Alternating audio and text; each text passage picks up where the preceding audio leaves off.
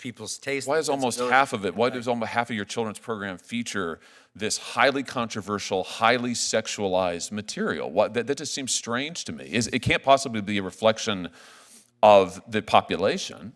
Senator Hawley, I don't have any idea where that number would come from or what that would be. I don't believe that's been your personal experience, but I can't speak to that. Well, what do you mean you don't think it's been my personal experience? You I don't think that I monitor what my children watch on your... Here's what I tell you what my personal experience is since you bring it up. My personal experience is that my 3 children, I can't let them watch anything they want on Netflix. I can't let them watch anything on Netflix unless I preview it, because I don't have confidence in what's on your platform. I don't know what they're going to encounter, and I tell you what, I don't want my kids being pushed an agenda about their sexuality or gender identity when I have not had the opportunity first to discuss it with them and to form them in that. And I, frankly, on behalf of parents around the country, it offends me that Netflix is pushing this content at parents in what seems to be a very coordinated, thought-through, planned-out agenda in a way that, frankly, I think undermines parents, certainly undermines me and my wife. We have to watch every show beforehand before we can let our kids watch it. Now, I don't know. That seems pretty concerning to me. I know you make a gob of money on it, and maybe that's the answer. But it just seems to me that it's a disservice to the parents of this country, particularly given what's happening with our youth on this subject. A U.S. senator just confronted Netflix over jobs and children's content. Mr. Sarandos, if I could just start with you, let's continue to talk a little bit about the labor impacts here, if we could. How many U.S.-based employees does Netflix currently employ, do you know? About 10,000. What about in production roles? Well, it's a fluid number, but we've had about 155,000 production jobs. About now? On our originals. At any given time, I don't know the number exactly, sir. I can follow back with your staff, though. Warner Brothers, how many U.S. production jobs?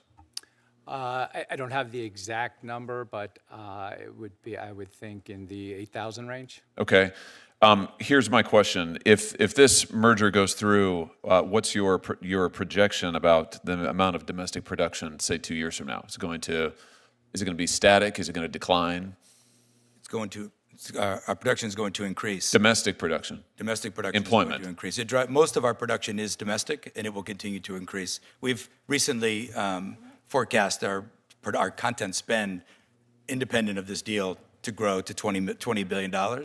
And that's a combination of licensing, producing. Now, those licensing dollars compel production as well. That's why it's hard to get an exact number. Let me show you the data here about Sure. U.S. production recently. Yeah. It's the red line here, starting from in 2021. You can see it is pretty much straight downward. There's been massive shift in production, as I think as Senator Schiff was alluding to just a moment ago, massive shift in production overseas to other foreign jurisdictions, leaving the United States.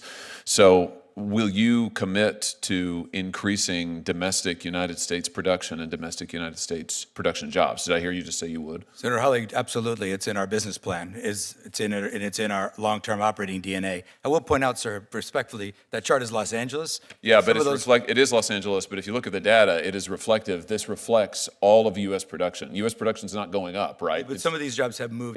It's going down. Some of these jobs have moved to Yeah, New but the Jersey. overall numbers are going down, and this is exactly the concern of labor. And without objection, Mr. Chairman, I'd like to enter into a statement for the record from the Teamsters, who have major concerns about this deal, as does, frankly, pretty much every segment of labor, Mr. Sarandos. And what they all say is they're worried that you're going to cut residuals, which is effectively payments. You're going to cut production jobs. So let's just go through a few commitments here. Will you commit to using union labor for all domestic shoots? We do use union labor. Will you commit to using it in the future for all of your domestic shoots, if this deal goes through? Senator Hawley, we do use, this is the most unionized industry in America, and we use union labor on all our production. And you're going to going forward. I'm looking for a commitment. You have my commitment. Will you commit to a 45-day or longer theatrical release window for major Warner Brothers films? Senator Hawley, I just said that I would do that under oath, so yes. Good. And will you commit to fairly compensating your workers in the industry with residual payments? Well, top of market payment has been Netflix's business philosophy since we started operating over 25 years ago. Listen, what you have been routinely accused of compressing and reducing residuals, it's one of the biggest objections to labor to this deal. So let's see if you can lay that to rest today. Will you commit to full residuals? Senator Hawley, I would I would like to tell you this is a very complicated answer because we prepay. That's usually on the way to no. That's usually a way of saying no. So I'm looking for yes. Senator Hawley, I understand this is not a yes or no answer. It kind of is, though. It kind of isn't because and we were going to sit down with the unions. You're disappointing me. Starting in the next few days, sir, we're sitting down with the unions for new contract talks that start actually in 3 days. That's a complicated, long no. I would really hope it would be yes. Okay. Are you asking me to commit to residuals in the traditional form? Because I don't think that applies in many cases. That's why I'm getting there. All right.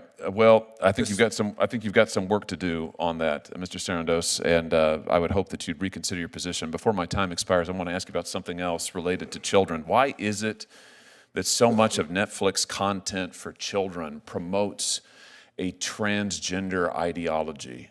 Almost half of your content for children, I'm talking about minor children now, I'm not talking about teenagers, minor children, promotes a transgender ideology agenda. I was just looking at the data here from your various series. And what concerns me is just 2 days ago, a jury in New York awarded a former transitioner $2 million because she said that her psychologists and others pressured her into, they pushed on her an ideology that proved to be extremely detrimental. I'm sure you know that in the UK, the National Health Service in the UK has said that they're not going to perform transgender surgeries or any longer so-called gender-affirming care for minors, including in counseling, because it is so incredibly detrimental.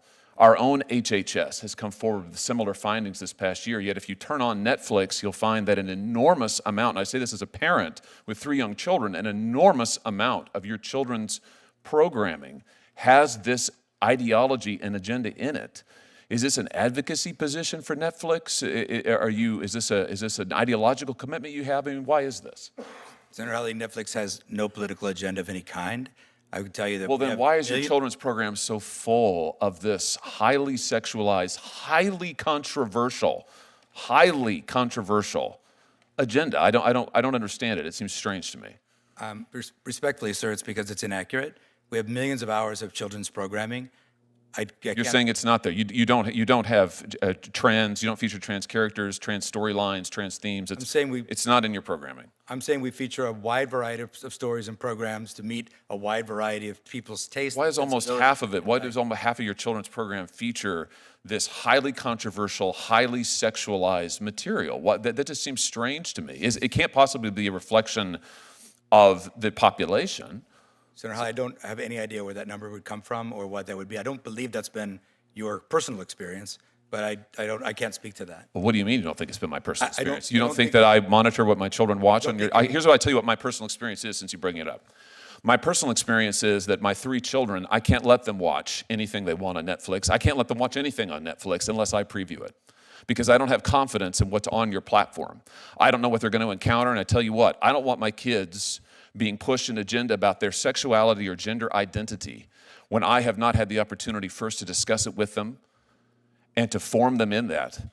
And I, frankly, on behalf of parents around the country, it offends me that Netflix is pushing this content at parents in what seems to be a very coordinated, thought-through, planned-out agenda in a way that, frankly, I think undermines parents, certainly undermines me and my wife. We have to watch every show beforehand before we can let our kids watch it. Now, I don't know. That seems pretty concerning to me. I know you make a gob of money on it, and maybe that's the answer.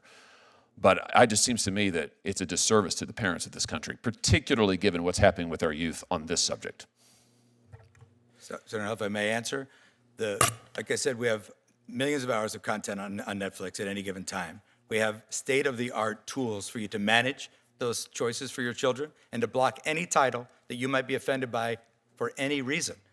So we are parents at Netflix as well. We share all your concerns about raising kids and also the ability to raise them as you see fit in your household and anyone else's household as well. My concern is that you don't share my values or those of many other American parents, and you want the United States government to allow you to become one of the largest, if not the largest, streaming monopolist in the world.